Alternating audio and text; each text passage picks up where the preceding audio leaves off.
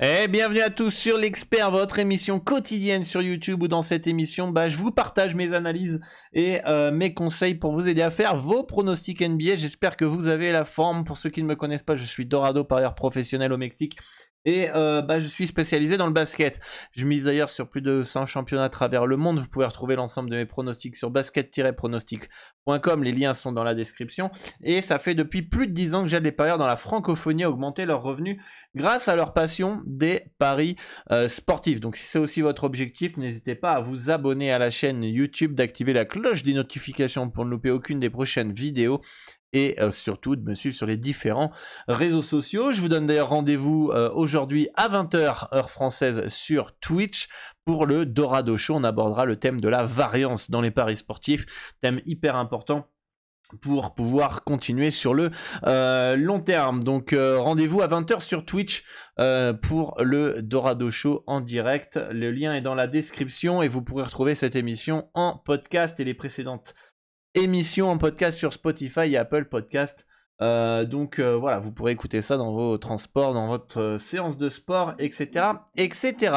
Les amis, on a 4 matchs seulement cette nuit en NBA. On va pouvoir faire le petit récapitulatif de la veille en NBA. Dites-moi en commentaire ce que vous aviez.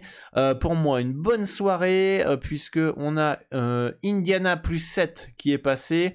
On avait le over entre Boston et Philly qui n'est pas passé.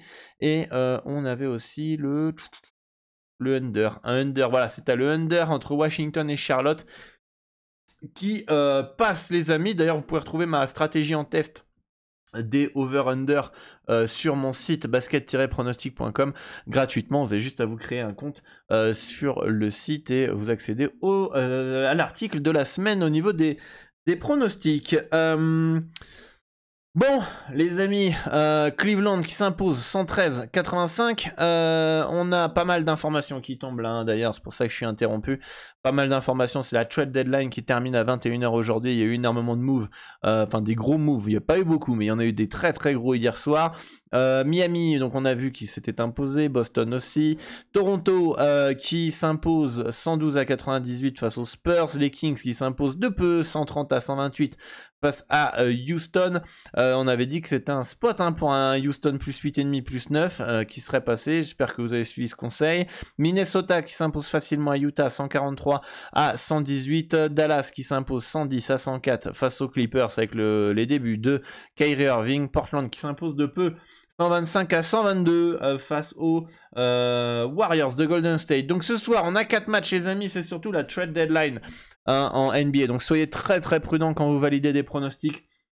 D'accord, puisque à 21h on a la fin donc des transferts. Là les équipes négocient de fou pour les derniers transferts. D'ailleurs il y en a un qui est tombé pendant le récapitulatif de la veille.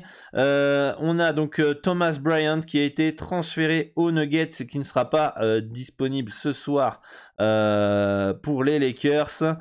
Et après on en a d'autres, des petits. Il faudra savoir qu'est-ce qu'il y a dans le package pour Thomas Bryant. En tout cas les Lakers très actifs depuis hier puisqu'ils ont transféré Russell Westbrook, mais on le verra dans l'analyse sur les Lakers. On a donc la première rencontre entre Denver et Orlando.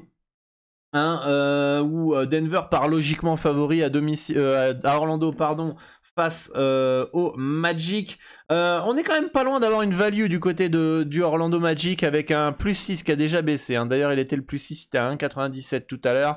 Est-ce que c'est parce que Denver a fait un transfert avec les Lakers ? Possiblement, parce qu'on n'a pas on sait pas en fait contre qui ils ont envoyé Thomas Bryant. Donc il y a des joueurs de Denver qui sont partis, lesquels on va voir. On va cliquer sur Denver ici si c'est à jour ou pas. Voilà, on a Devin Reed qui s'est barré, bon c'est pas très grave. Contre Thomas Bryant, c'est un peu une bonne affaire ça pour les Nuggets, puisque il y a 3 secondes tour de pique, donc je trouve que bon c'est une petite erreur quand même des Lakers d'avoir envoyé Thomas Bryant puisqu'il était plutôt costaud cette saison. En tout cas le départ des Nuggets, donc Reed, n'est pas très très grave, donc ça change pas grand chose pour Denver. On a par contre Jamal Murray qui est incertain, et là si Murray joue pas, pour moi on a une value sur les Nuggets plus 6. Les Nuggets, le Magic plus 6 à 1,934. Par contre, s'il est là, pour moi, c'est plutôt bien placé. Il n'y a aucune value dans cette rencontre. Je pense que c'est un déplacement qui est piège hein, pour Denver. Orlando, avec le retour des joueurs blessés, est une équipe plutôt... voilà, ça reste une équipe pas ouf, hein, mais en tout cas qui est chiante à jouer. Et je serais pas étonné de voir Denver galérer chez le Magic. Notamment avec le retour de certains joueurs du côté d'Orlando. Donc pour moi, de toute façon, il n'y a rien à faire. Il faudrait attendre l'information. Jamal Murray, s'il est bien présent ou non. Et méfiance quand même à tous ceux qui vont partir sur du Denver à 1,45 à Orlando. Ça me paraît même moins d'un 45. Ça me paraît pas fou. Match suivant, c'est Atlanta qui reçoit les Suns de Phoenix, les amis, et Atlanta qui part, pour moi, logiquement favori à domicile avec un écart de 7 points selon mes projections, victoire 118 à 111. D'ailleurs, les bookmakers donnent une victoire de 7,5 points pour les Hawks d'Atlanta. Donc pour moi, aucune value sur l'handicap, hein, très clairement. Et pourquoi c'est logiquement assez nettement favori les Suns? Eh bien parce que Devin Booker est forfait, Shamet forfait, et oui, vous le voyez là, Kevin Durant est forfait, Cameron Payne et forfait aussi, et tous les joueurs qui sont partis à Brooklyn en échange de KD. C'est la grosse bombe qui est tombée hier soir. Kevin Durant qui quitte les Nets de Brooklyn pour aller chez les Suns. Phoenix va vite de revenir un candidat pour le titre hein, quand notre ami KD va revenir, parce que là c'est quand même costaud. Cam Johnson, Michael Bridges, Jake Crowder qui sont partis du côté de Brooklyn. Je crois même qu'il n'y avait pas... Il y avait d'autres joueurs, hein. Il y avait un autre joueur aussi. Je me pose la question s'il n'y avait pas Malik Beasley. Non, Michael Bridges, n'importe quoi. Malik Beasley, c'est dans un autre. Ouais, c'est ça, Malik Bridges.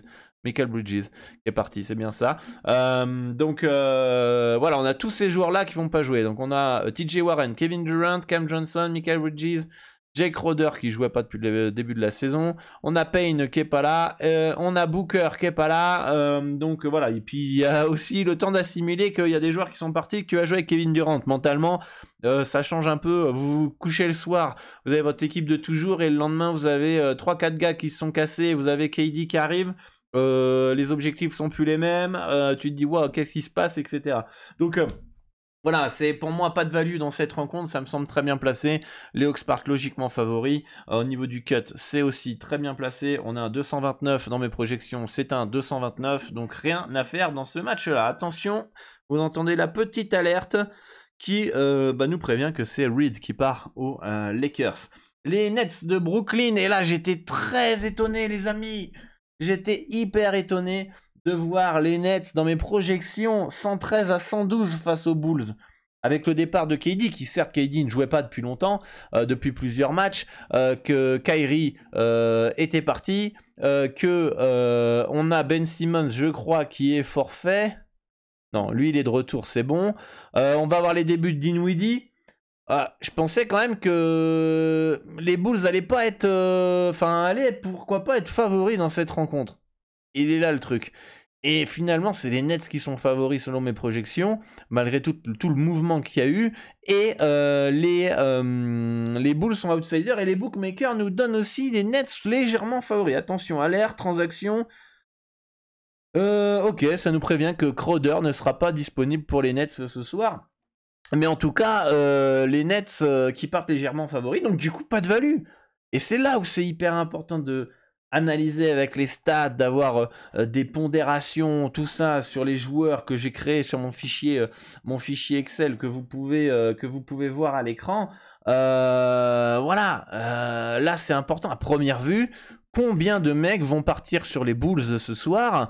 Parce que y a KD qui s'est barré, machin, sans prendre en compte qu'en fait, il a joué, ça fait peut-être 2 semaines, un mois qu'il joue pas KD, que Kyrie il est pas là, qu'il y a le retour finalement de Ben Simmons, que Dinwiddie, en fait, avec Dorian Finney-Smith, vont pouvoir apporter quand même aussi et pallier un peu ses absences. Et finalement, vont tomber peut-être dans le piège ou pas des Bulls. Moi, à première vue, En tout cas, j'aurais pu partir sur Chicago. On regarde, on voit les informations du côté des Nets, machin, nanana. Alors ok, on a DeRozan qui est incertain ce soir du côté des Bulls. Bon, il faut surveiller ça quand même, hein, ça c'est hyper important. Mais s'il est là, les Bulls, ça paraît quand même très tentant de les jouer à Brooklyn vu ce qui se passe.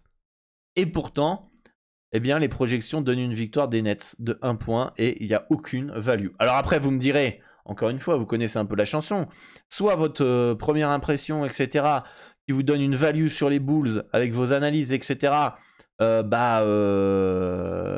les jouez. Vous avez raison, il y a value sur les Bulls et vous gagnez de l'argent. Vous avez tort, c'est mes projections finalement qui ont raison. Et vous avez un bet F0 qui ne vous fait pas gagner ni perdre de l'argent sur le long terme. Donc est-ce que ça vaut pas plus le coup de tenter un petit Bulls comme ça à première vue, après analyse, ou quand même, si DeRozan est là, je pense que Chicago est quand même plus fort encore une fois et le marché va sur les Nets, c'est incroyable. Incroyable. Et est-ce que ça vaut pas le coup de tenter Chicago quand même dans ces conditions-là? Pour moi, vaut mieux tenter les Bulls ce soir. Si jamais vous avez raison, c'est une value, sinon c'est un F0, que jouer Brooklyn en tout cas. Donc voilà, pour moi, plus Bulls quand même ce soir. Mais attention quand même dans ce match-là. Et enfin, le dernier match, c'est les Lakers de Los Angeles qui reçoivent les Bucks de Milwaukee. Les Bucks qui, depuis qu'ils ont retrouvé Chris Middleton, sont en feu offensivement. Les Lakers qui ont été une des équipes les plus actives ces dernières semaines avec les Nets, clairement, on va voir ici.